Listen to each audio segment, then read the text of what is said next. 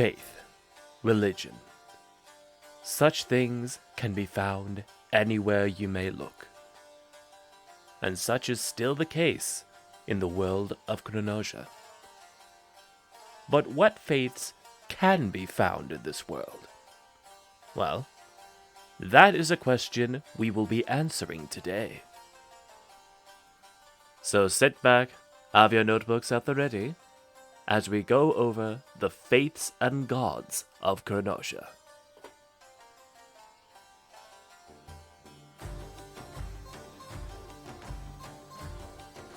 We shall begin this coverage with the faiths of Jalea, in particular, what is arguably the face of the kingdom, the Great Orthodoxy, which offers worship to an ascended mortal known as the Void. His face obscured by a mask of pitch-black nothingness, and his body by flowing robes of royal red.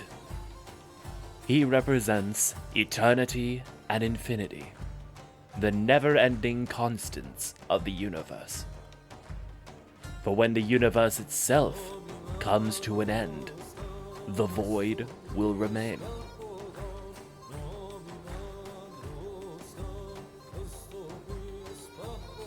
As if born in tandem, we now come to the second faith of Jalea, the cult of the Winter King, ruler of the cold, master of past, present, and future, and the Lord of Stories.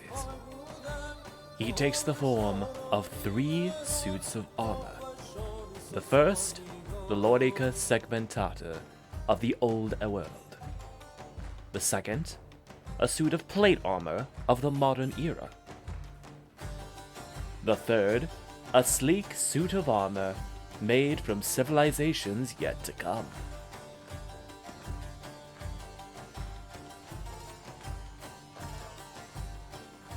Now we move further south to the Telian archipelago and their namesake patron, Telion, the Lord of the Oceans, and master of the courtier Worldstorm. This temperamental god takes on a simpler form, that being of a blue-skinned humanoid in a golden toga and hair of fire, which tends to change color depending on his tumultuous mood.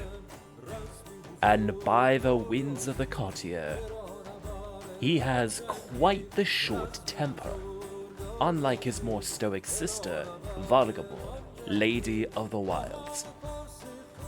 Taking the form similar to an elven huntress, clad in traveler's robes and an assortment of various furs, she stands as the patron of huntsmen and travelers, particularly among the Kelek tribes of northern Castralia, though many an adventurer can be seen praying to her before a quest.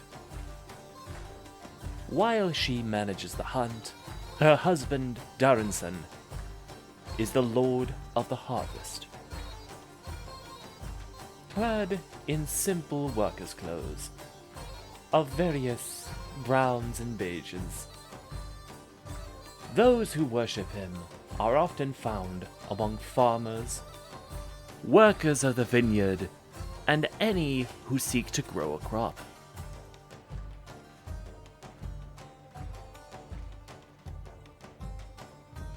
As there is life, so too there is death, as we now move to the Trinity of the Dead.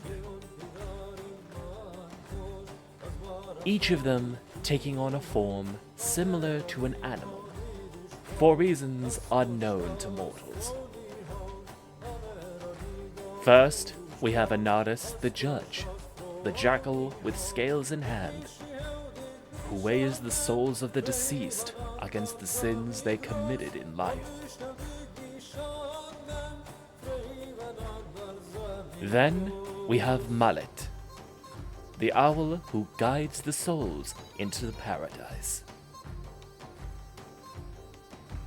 And finally, we have Sekhmet, Huntress of the Damned. The lioness who punishes the wicked.